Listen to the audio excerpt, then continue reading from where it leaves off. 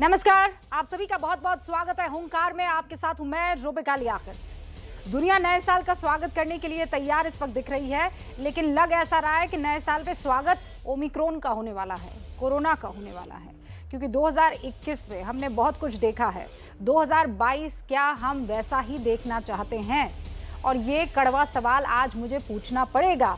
इसके पीछे वजह है एक के बाद एक बढ़ते केसेस, चाहे वो दिल्ली हो चाहे वो मुंबई हो। जिस वक्त लग रहा था कि 140 करोड़ से ज्यादा लोगों को वैक्सीन लगाकर भारत ने कोरोना से जंग जीत ली है, उसे अपनी मुट्ठी में काबू में कर लिया है, ठीक उसी वक्त ओमिक्रॉन नाम का एक ऐसा वेरिएंट आता है जो तीसरी लहर लाने के लिए आतुर दिखाई दे रहा है। दिल्ली में ही कल 900 से ज्यादा केसेस आए, मुंबई में 2500 के पार आंकड़ा पहुंच गया। और ये उसी तरह के आंकड़े हैं जो दूसरी लहर से ठीक पहले हमें देखने को मिल रहे थे, सुनने को मिल रहे थे। लेकिन बावजूद इसके हम और आप बिल्कुल भी सावधान नहीं रहे। बावजूद इसके हम वो सारे काम करते रहे जिनसे हमें कतराना चाहिए था, बचना चाहिए था। सड़कों पर उतरकर आप देख लीजिए, मॉल में जाकर आप देख लीजिए। सबसे ज्यादा लापरवाही अगर आपको कहीं देखनी है तो चुनावी रैली में जाकर देख लीजिए। सबसे ज्यादा आपको लोग वहां पर इकट्ठा नजर आएंगे। कोई सोशल डिस्टेंसिंग नहीं है, कोई चेहरे पर मास्क नहीं है, हाथों को सैनिटाइज करना तो सपने सा लग रहा है। कोरोना से निपटने के नाम पर महज दिखावा हो रहा है। दिन में रैलियां होती है और रात में नाइट कर्फ्यू लगा दिया जाता है, मानो नाइट में कोरोना एक्टिव है और दिन में सो रहा है। दिल्ली में पाबंदियां लगाई जाती है, चंडीगढ़ में विक्ट्री मार्च निकाला जाता है। लगता है जैसे दूसरी लहर से हमने कुछ सीखा ही नहीं है। अगर यही हालात बने रहे तो तीसरी लहर का औपचारिक ऐलान होने में वक्त नहीं लगेगा।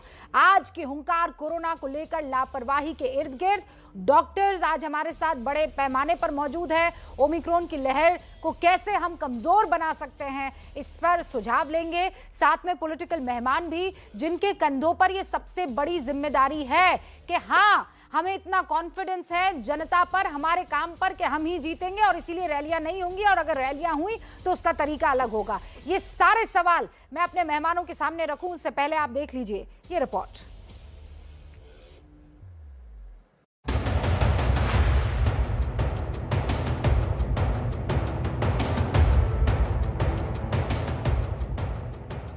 एक तरफ ओमिक्रॉन का खतरा है तो दूसरी तरफ देश में कोरोना का विस्फोट हो रहा है। पिछले 3 दिनों में कोरोना के रोजाना मरीजों की संख्या दोगुनी से ज्यादा हो गई है।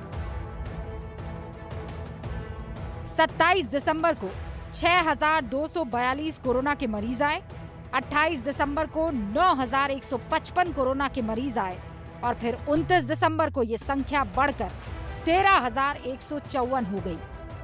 यानी 3 दिन में कोरोना मरीजों की संख्या में 111% की बढ़ोतरी हो गई।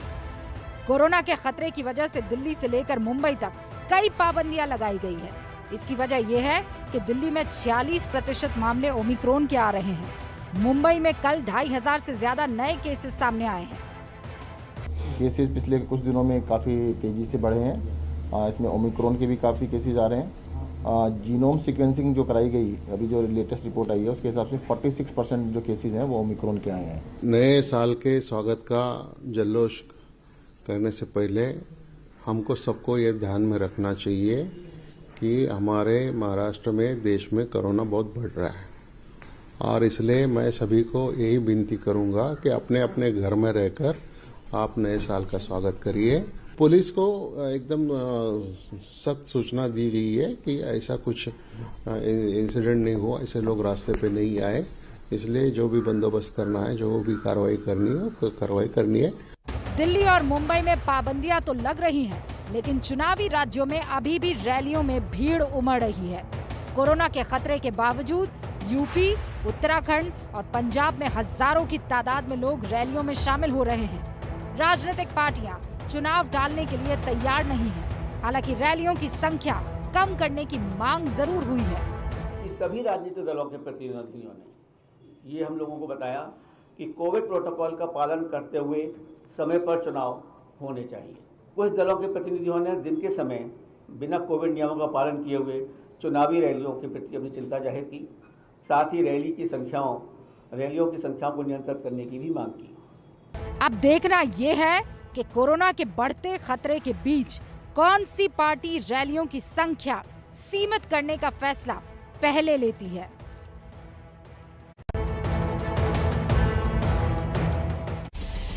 सारे खास मेहमान हमारे साथ जुड़ चुके हैं। डॉक्टर्स जो हमारे साथ पैनल में जुड़े हैं उनसे आपका पहले तारुफ करवाना चाहूंगी। डॉक्टर अरुण पांडे इस वक्त स्टूडियो में मेरे साथ मौजूद है, असिस्टेंट प्रोफेसर सफदरजंग अस्पताल दिल्ली से।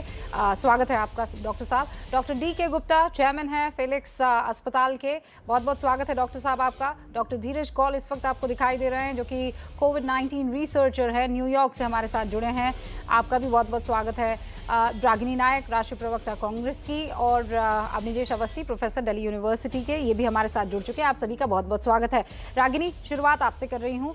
कल जिस तरीके के आंकड़े देखने को मिले, और कल ही प्रियंका गांधी ने ABP न्यूज़ से बातचीत में कहा था कि हो सकता है हम 10-15 दिन के लिए अंदरूनी लेवल पर ही हम खुद ही आपस में तय करके रैलियों पर पाबंदी लगा दें, उस पर किसी तरह की कोई जानकारी पहले मैं वो चाहती हूँ, और उसके बाद हम लोग आगे बढ़ेंगे। रूबिका, जैसे ही कोई निर्णय लिया जाएगा, मुझे लगता है वो सार्वजनिक कर दिया जाएगा। लेकिन एक बड़ा सवाल हमें आज ये भी पूछना चाहिए कि क्या केवल एक राजनीतिक दल के रैली रोक देने से बात बन जाएगी? बाकी सभी राजनीतिक दल अगर रैलियां चलाते रहे और एक राजनीतिक दल बंद कर दे, तो क्या उससे कोरोना का संक्रमण रुक सकता है? बिल्कुल नहीं। या फिर एक बड़ी पहल होनी चाहिए रूबिका, कि सभी राजनीतिक दलों के बीच में एक समन्वय स्थापित करने की कोशिश की जाए, बातचीत के द्वारा, संवाद के द्वारा, और ये निर्धारित किया जाए कि क्या हम छोटी नुक्कड़ बैठक कर सकते हैं, क्या हम डिजिटल प्लेटफॉर्म्स का इस्तेमाल कर सकते हैं, क्या सोशल मीडिया एक ऑप्शन है। और इसके लिए पहल मुझे लगता है प्रधानमंत्री नरेंद्र मोदी जी को करनी चाहिए, क्योंकि वो तमाम मुख्यमंत्रियों की बैठक भी बुला सकते हैं, वो तमाम विपक्षी दलों की बैठक भी बुला सकते हैं, और नेशनल डिजास्टर मैनेजमेंट अथॉरिटी जो देश में है, आपदा प्रबंधन की सबसे बड़ी एपेक्स अथॉरिटी, उसके चेयरपर्सन भी नरेंद्र मोदी जी स्वयं है। तो इलेक्शन कमीशन का काम शुरू होता है रूबिका जब आचार संहिता लग जाती है, उससे पहले वो कुछ नहीं कर सकता, वो एक ऑब्जर्वेशन दे सकता है, इसके अलावा कोई पावर नहीं। लेकिन NDMA के पास पावर है, NDMA चाहे तो बड़े निर्णय ले सकता है, और मुझे तो लगता है कि NDMA अगर चाहे तो इलेक्शन कमीशन को पोस्टपोनमेंट की जगह प्रीपोनमेंट का भी सुझाव दे सकता है कि आप कोरोना के आने तक का इंतजार क्यों कर रहे हैं, क्या बड़ी बड़ी घोषणाएं पूरी हो जाएं इसके लिए इंतजार हो रहा है। या ये भी कहा जा सकता है कि उत्तर प्रदेश का चुनाव 8 चरणों में ना हो। आपको याद होगा बंगाल में क्या हुआ था, अंतिम चरणों में ज्यादा कोरोना के फैलने के केसेस हमें सामने दिखाई दिए थे। तो 2 या 3 चरणों में किया जा सके। बिंदु है सेंटर और केंद्र सरकार क्या पैरामिलिट्री फोर्सेस उसके लिए पहुंचा सकती है। एक लाइन और जोड़ूंगी, देखिए रूबिका, ये कहा जाता है कि we must hope for the best and prepare for the worst, यानी कि उम्मीद हो कि अच्छे से अच्छा समय हमें देखने को मिले, पर तैयारी बुरे से बुरे, बद से बदतर की होनी चाहिए। तो दूसरी लहर में जो हमने देखा रूबिका, हमने बहुत शोध किए, आपने और मैंने, कि अस्पताल, अगर इलाज के लिए अस्पताल, दवाई, टीके और ऑक्सीजन की भी कमी थी, और मरने के बाद शमशान की भी कमी थी, ऐसा विनाश का मंजर तीसरी लहर में ना देखने को मिले। और इसीलिए ना वो जिम्मेदारी किसी को लेनी होगी। एब्सोल्युटली। और कुछ एक बिंदु है उस पर मैं आपके साथ एकदम अग्री करती हूँ कि क्या सबको मिलकर एक प्लेटफॉर्म पर नहीं आ जाना चाहिए कि और वो कौन कर सकता है भाई, एक मुख्यमंत्री तो नहीं, बाकी मुख्यमंत्रियों की बैठक को बुला सकता है अवनिजेश अवस्थी जी, ये प्रधानमंत्री नरेंद्र मोदी को एक कॉल लेना होगा। क्या ये किया जा सकता है, क्योंकि ये बहुत महत्वपूर्ण है सर। वोट हाँ आप लोगों के लिए कीमती है, मैं ये नहीं कह रही कि लोकतंत्र में चुनाव रुक जाने चाहिए, या किसी कीमत पर नहीं होना चाहिए। भाई सरकार तो बननी है, सरकार का काम है काम करना जनता के लिए, वो नहीं रुकना चाहिए, लेकिन क्या तरीके नहीं बदल सकते हैं? रूबिका जी, आपकी चिंता जायज है।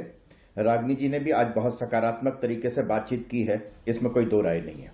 लेकिन रूबिका जी, एक बात बताइए कि आज चुनाव आयोग की जो मुख्य चुनाव आयुक्त ने कहा है कि सभी राजनीतिक दल चुनाव कराने के पक्ष में हैं, रैलियां सीमित करेंगे। मुझे लगता है कि सर्वदलीय बैठक में ही हो। लेकिन रूबिका जी, आपने संजय सिंह को नहीं बुलाया, जो आम आदमी पार्टी के राज्यसभा सांसद है। कम से कम उनका वक्तव्य दिखा दीजिए कि ये केंद्र सरकार और भाजपा जो है हार के डर से कोरोना का हवा खड़ा कर रही है, ये उनका वक्तव्य है ना। अब आप ये बताइए, आपकी चिंता असली है या संजय सिंह का वक्तव्य असली है? देश की जनता ये जानना चाहती है, बिल्कुल बिना किसी पक्ष और विपक्ष के। ये बताइए कि जब क्यों नहीं होता आज तक कि लगातार वो आप क्यों नहीं दिखाते कि मैं तो वैक्सीन नहीं लगवाऊंगा बीजेपी की, क्या उन्होंने वापस लिया वक्तव्य? वो क्या आज भी वो अपने उस वक्तव्य पर कायम नहीं है? क्या समाजवादी पार्टी के और सांसद ऐसे नहीं है जिन्होंने वैक्सीन के बारे में बहुत, आप लोग समूचा मीडिया वैक्सीन लगवाने के लिए अपने न जाने कितना टाइम एंड स्पेस दे रहा है, और दूसरी तरफ यही पॉलिटिकल पार्टी के नेता जो हैं वैक्सीन के खिलाफ बोलते रहे। मुझे लगता है कि सब लोग मिल करके, इसमें कोई एक पार्टी की बात नहीं है, मैं किसी एक पार्टी का बात नहीं कर रहा हूं, सब लोग मिल करके यहां पर यह तय करें कि कोरोना किसी एक पार्टी की, किसी एक देश का संकट नहीं है, हम सब लोगों पर है। और हम सब लोग जनता के रूप में भी अगर हम सहयोग नहीं करते हैं, कोविड का पालन नहीं करते हैं, जिस तरीके की भीड़ आप मार्केट्स में दिखाते हैं, अभी आपने एक वो जो भाजपा के मेयर हैं उनकी आपने जन्मदिन पार्टी दिखाई थी, किसी भी पार्टी का उसमें कोई दिक्कत नहीं है। हाँ, जो भी गलती करे उसको असल माने में बड़ा सेक्युलर है। और डॉक्टर गुप्ता इस पर निबंध पूरा लिख सकते हैं। ये ना बीजेपी देखता है, ना कांग्रेस देखता है, ना हिंदू देखता है, ना मुसलमान देखता है, ना बड़ा देखता है, ना छोटा देखता है। कोरोना बस ये देखता है कि कहाँ भैया पड़े कमजोर और वो गए लपक। डॉक्टर गुप्ता, कोई ये देखेगा कि नहीं मैं तो मोदी जी की रैली में गया हूं तो कोई मुझे छू ना पाएगा, या मैं अखिलेश भैया की रैली में गया हूं तो कोरोना साइकिल पर बैठकर भाग जाएगा? बिल्कुल रूबिका जी, और मैं तो पहले आपको बधाई दूंगा, आपने इतना अच्छा, इतना सेंसिटिव टॉपिक चूज किया है, क्योंकि हम सबको पता है कि कोरोना रात्रिचर नहीं है, कि रात्रि में निकलेगा, धारा 144 लगी होगी, बाहर नहीं जाएगा, और जहां पे रात में 11 बजे का जब कर्फ्यू लग जाएगा, डर के हमारे पुलिस के वो वहां पे एंटर नहीं करेगा। जबकि हमारे राजनेताओं को ये पता नहीं है कि जितनी रैलियां हो रही हैं, चाहे वो बंगाल के चुनाव हुए हों, चाहे पंचायत चुनाव हुए हों, उन सब में धज्जियां उड़ाई गई थी, और कहीं ना कहीं डेल्टा की जो कहर बरपा था पूरे देश पे, उसके लिए वो जिम्मेदार थे, उसके लिए चुनाव आयोग जिम्मेदार था। तो किसी ने जिम्मेदारी नहीं ली, सब चीजें साफ हो गई। अब दोबारा चुनाव आने वाले हैं 5 राज्यों के, और दोबारा चुनाव की तैयारियां शुरू हो गई, भीषण रैलियां हो रही हैं, धज्जियां उड़ाई जा रही हैं धारा 144 की, वहां पे कोई सोशल डिस्टेंसिंग नहीं हो रही, कोई मास्क नहीं लगा रहा है, और खाली कोविड नहीं फैल रहा है, कोविड के अलावा और सारे ड्रॉपलेट इन्फेक्शन, इन्फ्लुएंजा है, ये ट्यूबरकुलोसिस है, ये रेस्पिरेटरी ट्रैक्ट के इतने सारे इन्फेक्शन होते हैं, वो सारे फैलते हैं। जो लोग आ रहे हैं उनकी जान जोखिम में, बहुत सारे रोड ट्रैफिक एक्सीडेंट्स होते हैं, बहुत सारे लोगों को दूसरी बीमारियां होती हैं जो फैलती हैं। तो कहीं ना कहीं ये इतना सारा जो धन व्यय, जो हमारा जो टैक्स पेयर्स की हार्डकोर मनी है, वो इस जगह वेस्टेज हो रही है। जितने लोग आ रहे हैं उनका मैन पावर लॉस हो रहा है, मैन डे लॉस हो रहा है। जो नेता, जो हमारे बुद्धिजीवी हैं, जिनको देश को निर्देश देना चाहिए, देश को दिशा निर्देशन करना चाहिए, वो अपना समय वेस्ट कर रहे होते हैं। वो चीज जो चाहे उस समय उनको स्ट्रेटजी बनानी चाहिए, प्लानिंग करनी चाहिए, एग्जीक्यूशन करना चाहिए, कैसे थर्ड वेव रोकनी है, कैसे हमें दुनिया में सुपर पावर बनना है, उस पर काम करना चाहिए। वो देख के, शक्ति प्रदर्शन देख के खुश होते हैं कि हमने 1 लाख की भीड़ जुटाई है, हमने 50 लाख की भीड़ जुटाई है। इसकी कोई आवश्यकता नहीं है। जब डिजिटल हो गया, दुनिया डिजिटल है, हम लोग बोलते हैं डिजिटल हेल्थ है, हम लोग भारत सरकार की सारी जो मीटिंग्स है वो डिजिटल हो रही हैं, वर्चुअल हो रही हैं, कॉर्पोरेट्स की मीटिंग वर्चुअल हो रही हैं। देश के 40 करोड़ बच्चे डिजिटली पढ़ाई कर रहे थे, ऑनलाइन पढ़ाई कर रहे थे। जब हम सब लोग तैयार हैं, टेस्टेड हो गया, ट्रायल्स हो गए, फिर रिजल्ट्स अच्छे आ रहे हैं, किसी को कोई दिक्कत नहीं हो गई, सब अडेप्ट हो गए। सोशल मीडिया इतना बड़ा स्ट्रॉन्ग है, एबीपी न्यूज का इतना बड़ा स्टूडियो है, यहाँ से लोग लाइव रैली कर सकते हैं। तो इतने सारे संसाधन है, तो क्यों हम पैसा वेस्ट कर रहे हैं, क्यों हम समय वेस्ट कर रहे हैं, क्यों लोगों की जान को दांव पे लगा रहे हैं? ये क्या जरूरी है? क्या अगर जरूरी है तो नेता कोई भी आगे पहल नहीं ले रहा है, सब एक दूसरे के गले में घंटी डाल रहे हैं। पहले कौन आएगा? मैं कह रहा हूं, तो नेता सब ये कह सकते हैं ना कि ये तो युद्ध है और युद्ध में सब जायज है, क्योंकि भाई उनको तो जीतना है। इन दी एंड क्या है भाई, हमको वोट चाहिए। अभी मान लीजिए रागिनी नायक की पार्टी जो है पहल ले ले और कह दे कि नहीं भाई अब हम रैली नहीं करने वाले हैं, तो इसका फायदा तो दूसरी पार्टियों को मिल जाएगा ना। तो इसके लिए सबको या तो फेयर गेम हो, सब के सब एक जगह पर ये तय कर ले कि हम में से कोई भी जनता की सेहत को, स्वास्थ्य को ध्यान में रखते हुए हम ये रैलियां नहीं करने वाले हैं। हम ये जो नुक्कड़ सभाएं वो कर लेंगे, हम इंटरनेट के जरिए डिजिटल माध्यम से जो है वो रैलियां कर देंगे। पांडे जी बताइए, कोई और तरीका नहीं हो सकता है? देखिए रूबिका जी, जैसे बाकी पैनलिस्ट में सुन रहा था, राजनी जी को भी सुना, अवस्थी साहब को भी सुना, डॉक्टर डीके गुप्ता को भी सुना। तरीका तो बहुत है। अगर पढ़ाई घर पे हो सकती है, अगर रूबिका लियाकत जैसी वरिष्ठ एंकर अपने घर से एंकरिंग कर सकती हैं, तो मुझे पूरा यकीन है कि जितने राजनेता हैं वो भी अपने घर से रैली कर सकते हैं। क्योंकि मैं फिर बोलता हूं कि कोई भी रैली, कोई भी महोत्सव, कोई भी उत्सव तभी संभव है जब आपका स्वास्थ्य ठीक है। अगर स्वास्थ्य ठीक नहीं है तो आप किसी भी उत्सव महोत्सव में भाग नहीं ले सकते। और रही बात कि जैसे बोला गया कि रैली की जा रही है, अगर पिछला एग्जाम्पल दूं रूबिका जी, पिछले अगर अस्पतालों की बात करें तो मैं किसी सरकार का नाम नहीं लूँगा, लेकिन यहीं पे एक आरटीआई डाली गई थी और पता चला था कि ऑक्सीजन की कमी से कुछ नहीं हुआ था जी। आपको याद होगा, मैं इशारा कर रहा हूं। लेकिन अगर टीवी पे आपके माध्यम से सबने, पूरे देश ने देखा कि हमारे पूरे देश की जनता सांसों के बिना करा रही थी, और ये केवल कोरोना और कोविड के कारण ही केवल स्वास्थ्य व्यवस्था नहीं चरमरा रही है। अगर मान लीजिए कि, अगर एग्जांपल देता हूं, कोई ट्यूमर का पेशेंट है, उसको ट्रीटमेंट और उसको सर्जरी की जरूरत है, कोरोना आ गया, फैल गया, तीसरी लहर आ गई, जाहिर सी बात है उसकी सर्जरी नहीं हो पाएगी। तो कोरोना से भले ना उसकी मृत्यु हो, लेकिन उसकी कैंसर की वजह से जरूर मृत्यु हो जाएगी। एक्सीडेंट होते हैं, उसमें ऐसे एक्सीडेंट होते हैं जिसमें तत्काल हमें सर्जरी की जरूरत पड़ती है, या फिर 1-2 दिन प्लान करके सर्जरी की जरूरत पड़ती है। ड्यू टू कोविड अगर फैल गया तो हमारे अस्पतालों में ऑपरेशन निरस्त हो जाते हैं, तो इसका भी कहीं ना कहीं असर उन पेशेंट पे पड़ता है। नहीं तो डॉक्टर साहब, क्या लगता है आपको, ऐसा क्यों हो रहा है कि रैलियां रुक नहीं रही है, थम नहीं रही है? देखिए, रीजन क्या लग रहा है आपको? देखिए, मुझे तो ये लग रहा है कि सबसे बड़ी चीज ये है कि सत्ता होनी चाहिए, जनता का स्वास्थ्य। मैं फिर बोल रहा हूँ, किसी भी पॉलिटिकल पार्टी से मैं संबंध नहीं रखता, लेकिन मैं ये जरूर कह सकता हूँ कि जनता का स्वास्थ्य सर्वोपरि होना चाहिए, चाहे वो किसी भी पार्टी की मैं बात करूँ।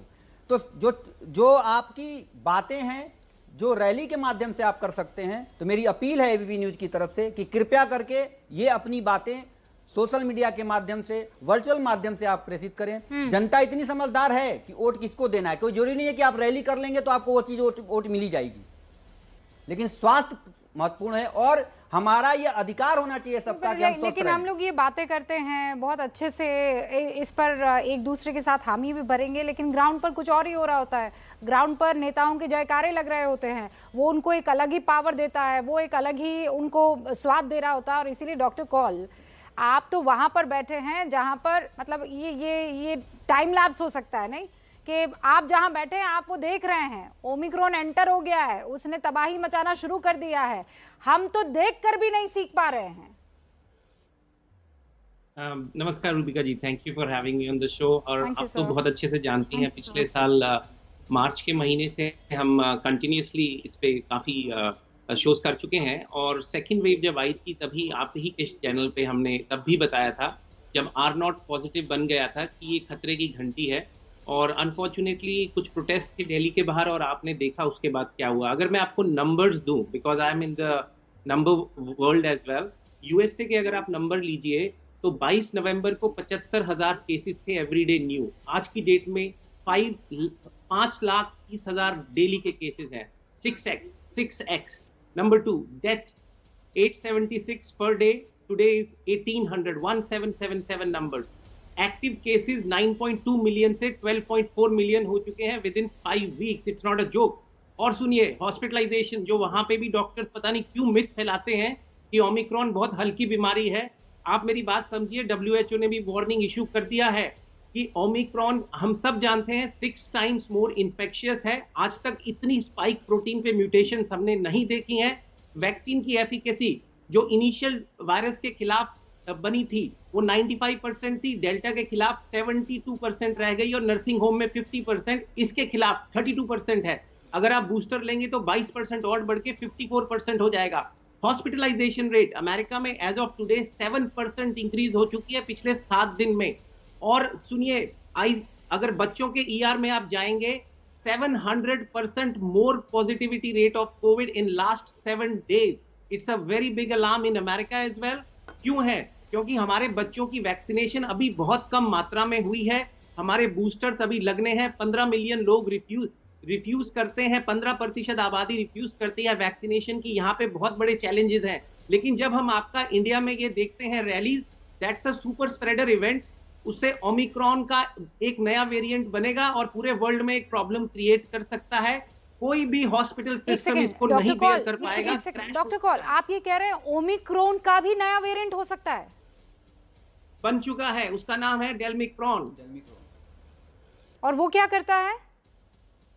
देखिए, उसके अंदर ओमिक्रॉन और डेल्टा के कुछ कॉम्बिनेशंस हैं, पर मैं अभी नहीं बताना चाह रहा क्योंकि उसकी कंप्लीट जीनोमिक सीक्वेंसिंग के नंबर्स हमारे पास नहीं है।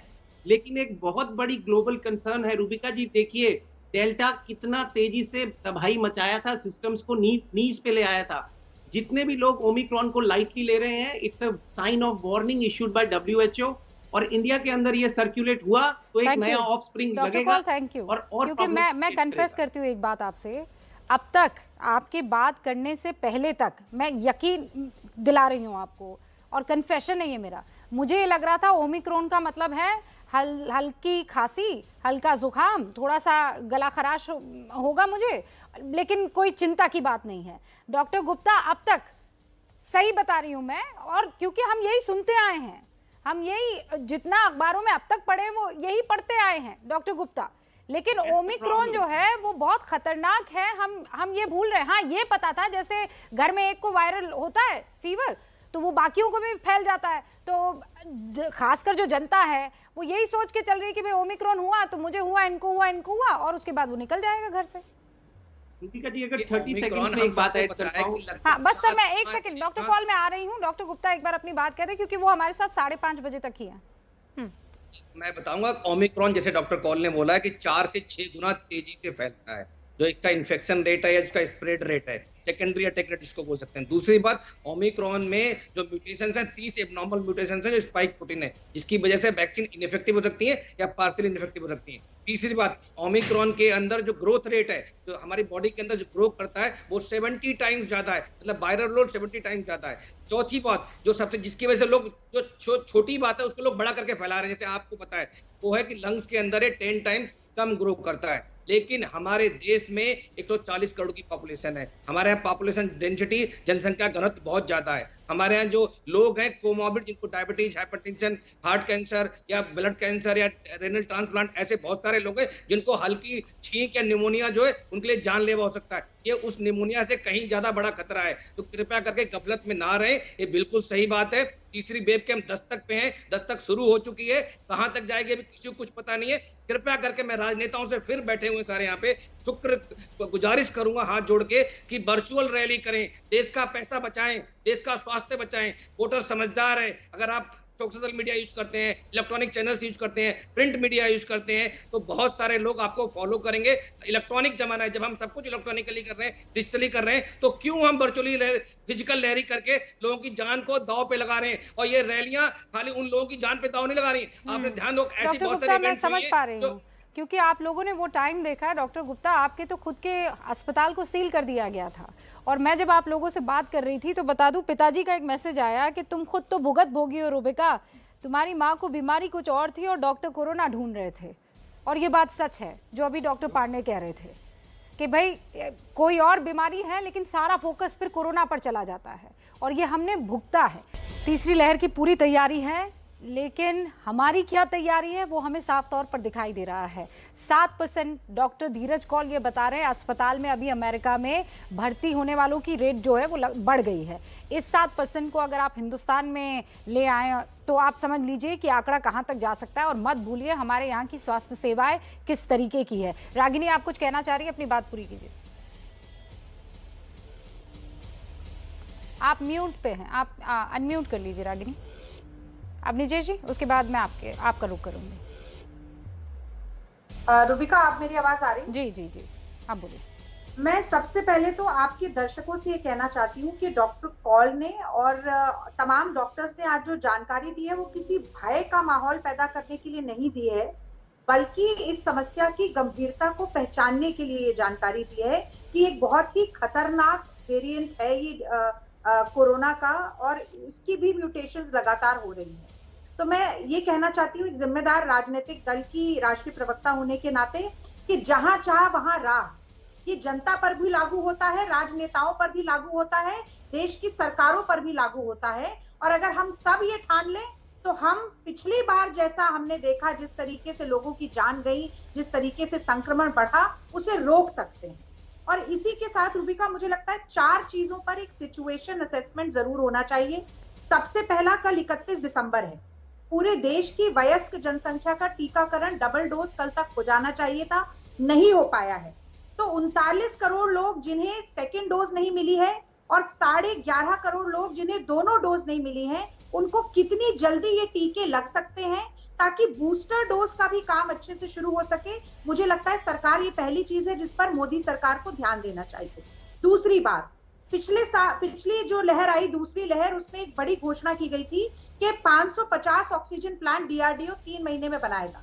दिल्ली में 8 प्लांट बनने थे, उनमें से केवल 3 सुचारू रूप से काम कर रहे हैं। पूरे देश में इसका क्या स्टेटस है, ताकि ऑक्सीजन की किल्लत ना हो, ये इस पर ध्यान मोदी सरकार को देना पड़ेगा। तीसरी बात, हर पर पर्सन पर हॉस्पिटल बेड का रेशियो क्या है, अनुपात क्या है, कितने लोगों पर एक बिस्तर है और उन बिस्तरों पर कितने वेंटिलेटर्स हमारे पास हैं। पीएम केयर फंड वाले काफी वेंटिलेटर मैल फंक्शन करते हुए पाए गए, एक ये हमें सुनिश्चित करना पड़ेगा कि आगे ऐसा ना हो। और चौथी बात, जो मई में राहुल गांधी जी ने कहा था कि म्यूटेशन, जेनेटिक म्यूटेशन कितनी हो रही है वायरस की, इसकी जीनोम सीक्वेंसिंग और उसकी एक ट्रांसपेरेंट डेटा रिपोर्ट, ये सरकार को जल्द से जल्द करनी चाहिए। जैसा कि आज डॉक्टर कौल ने बताया कि एक और वेरिएंट आने वाला है जो इससे भी खतरनाक हो सकता है। तो ये मेरी तरफ से सुझाव है। और अंतिम बात रूबिका, बस 10 सेकेंड और लूंगी, केवल 10 सेकेंड। आपने एक अच्छी बात कही कि दिन में रैली हो और रात को कर्फ्यू लगे, कोरोना नहीं रुकेगा। पर प्रधानमंत्री जी को इसमें भी मानक साबित करना चाहिए कि दिन में घोषणाएं हो और रात को वो बैठक बुलाएं कोरोना प्रबंधन की, ये भी कोई अच्छा उदाहरण है। अवनीश जी।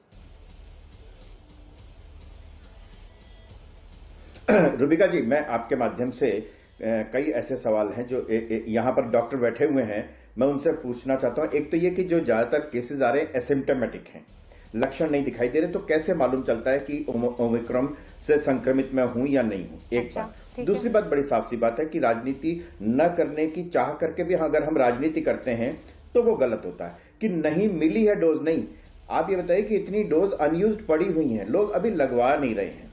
सरकार की तरफ से ये कमी नहीं है कि डोज की अवेलेबिलिटी नहीं है, वो लगवा नहीं रहे हैं। और हेजिटेंसी है, हेजिटेंसी में किन किन लोगों ने क्या क्या किया, मैंने उसके बारे में थोड़ा सा संकेत किया, उसके बारे में ज्यादा बोलने की जरूरत नहीं है।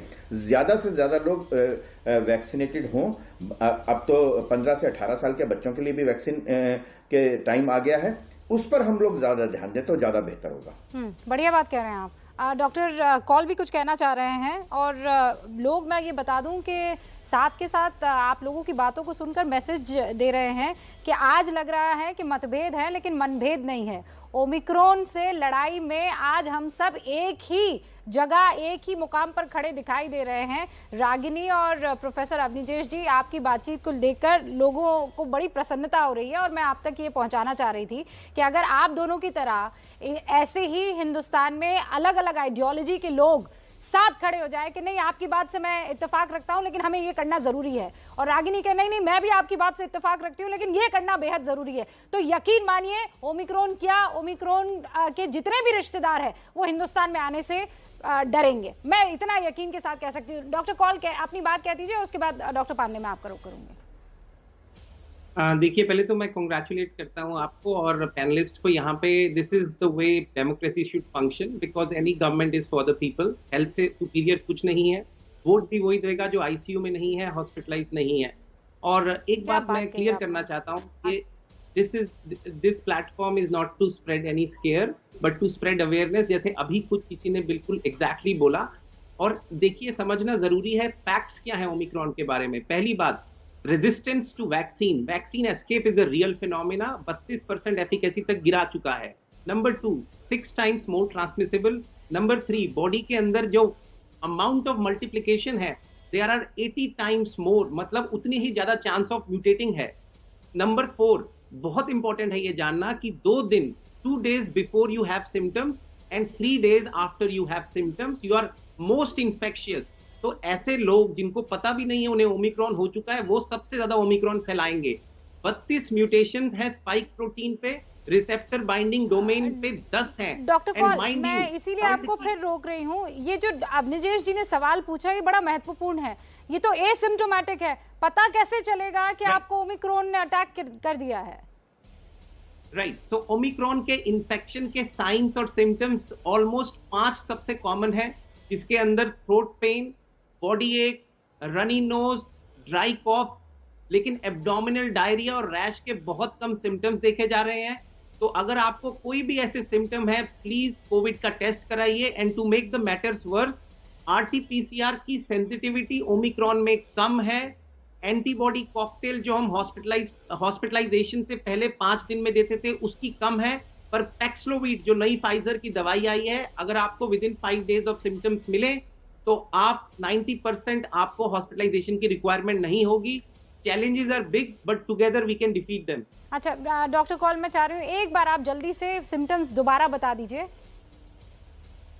तो ओमिक्रॉन के जो 5 कॉमन सिम्टम्स हैं, runny nose, sore throat, muscle एक, ये सारे सिम्टम्स हैं, हेडेक, फटीग, और once again runny nose, headache, fatigue, sneezing and sore throat. 5 symptoms are very common. Abdominal pain, diarrhea, rash, and luckily clot formation काफी कम है और 29% कम risk है hospitalisation होने का। लेकिन रूबिका जी, बहुत इंपॉर्टेंट है कि अगर 100 लोग बीमार हो रहे हैं डेल्टा से और 10 लोग हॉस्पिटलाइज हो रहे हैं, लेकिन अगर 600 लोग ओमिक्रॉन से बीमार हो गए और 5% भी हॉस्पिटलाइज हुए तो एब्सोल्यूट नंबर 30 होगा। That is the biggest concern world is having on this. अच्छा, अब इसी से जुड़ा हुआ सवाल है। डॉक्टर पांडे मुझे ब्रेक में उस चीज को समझा रहे थे कि रूबिका जी, अगर मान लीजिए, मैं चाहती हूँ डॉक्टर साहब आप उसे समझाइए, आप क्या जैसे डॉक्टर कौल ने बताया उसको मैं सामान्य भाषा में बताता हूँ कि मान लीजिए कि जो अभी डॉक्टर कौल बता रहे थे, ट्रांसमिशन की बात मैं करूँ कि कितना भयावह है इसका ट्रांसमिशन। अगर मान लीजिए एक कमरा है, एक कमरे में कोई भी एक व्यक्ति जो इन्फेक्टेड है ओमिक्रॉन से, अगर कोई भी दूसरा व्यक्ति उस कमरे में जाता है तो ये मान लीजिए कि वो 100% वो भी इन्फेक्टेड हो गया। इतना बड़ा ट्रांसमिशन है। और रही बात, मैं एक बार आपके माध्यम से मैं फिर से सिम्टम्स बताना चाहता हूँ। मैं एज ग्रुप डिवाइड करके मैं बताता हूँ कि अगर बच्चों में अगर ये सिम्टम्स आएगा और ओमिक्रॉन अगर होता है तो क्या क्या सिम्टम्स है। जैसे हम लोग सामान्य में बोलते हैं कि बच्चे की तबीयत खराब होना, तबीयत खराब होने में क्या क्या हम देखते हैं, खांसी होती है बच्चों को, जुकाम होता है, फीवर होता है। बॉडी एक, अगर वो 5 साल तक का बच्चा है तो वो बता भी नहीं पाएगा कि बॉडी एक है या नहीं है। हाँ। तो अगर सामान्य लक्षण जो हमारे घरेलू बच्चों में होता है, सामान्य जो लक्षण आते हैं, तो ये मान के चलिए कि उसका भी एक बार टेस्ट कराना है। वो हो सकता है कि वो सिम्टम्स उसमें न ओमिक्रॉन के ना पाया जाए, लेकिन फिर भी आपको एहतियातन बरतना है 0 से 5 साल तक के बच्चों। कितने दिन का हमें इंतजार करना चाहिए? देखिए, 2 से ये एकदम सिम्टम फ्लू लाइक सिम्टम्स है इसके ओमिक्रॉन के, यानी कि जो भी हम लोग सामान्य इन्फ्लुएंजा और फ्लू का जो सिम्टम्स होता है, रनिंग नोज, खांसी होना, बुखार होना, फटीग यानी कि थकान होना, ये सब सिम्टम्स कॉमन सिम्टम्स है इसके। और एक सिम्टम्स में मैं जोड़ दूं, ज्वाइंट पेन भी देखा गया इन मरीजों में कि हर ज्वाइंट में पेन होता है उन्हें। तो ये सिम्टम्स आप मान के चलिए, और अगर ये सिम्टम्स 2 से 3 दिन परसिस्ट करता है तो आपको 100% ये बता रहा हूं कि आपको जाना चाहिए, ओमिक्रॉन के लिए सतर्क हो जाना चाहिए, आपको जांच करानी चाहिए। और रही बात रूबिका जी, अगर ये डॉक्टर साहब अभी न्यूयॉर्क की बात कर रहे हैं, सोचिए कि अगर यही परसेंटेज हूबहू अगर इंडिया में आ गई तो हमारी हॉस्पिटलाइजेशन कितनी बढ़ जाएगी और फिर स्वास्थ्य संबंधी दिक्कतें कितनी आने वाली। 10 सेकंड। रूबिका, मैं अंत में नया दौर फिल्म के कुछ पंक्तियां कहना चाहती हूँ कि साथी हाथ बढ़ाना, एक अकेला थक जाएगा, मिलके कोरोना को हराना, और नरेंद्र मोदी जी विपक्षी दलों की बैठक को जल्दी बुलाना। हम भी इस बात का इंतजार करेंगे। एक सकारात्मक तरीके से हमने यहाँ पर आज मैं इसे बहस नहीं कहूँगी, आज ये चिंतन था और मंथन था, और इसके लिए रागिनी जी और प्रोफेसर अभिजेश अवस्थी, आप दोनों का बहुत शुक्रिया। और बाकी जो डॉक्टर्स जुड़े थे हमारे साथ, उन्होंने हमें बहुत डिटेल में सारी चीज़ें बताई है। तो अब आप पर जिम्मेदारी है, नेताओं पर है, वो सवाल हम करते रहेंगे, लेकिन अगर आपने अपनी जिम्मेदारी समझ ली, रैली में बुला रहे हैं आप ना जाएं, कोई बर्थडे पार्टी में बुला रहा है आप ना जाएं, कोई आपको एंजॉयमेंट के लिए 31st की नाइट को बुला रहा है ना जाए, घर में रहिए, ओमिक्रॉन भाग जाएगा।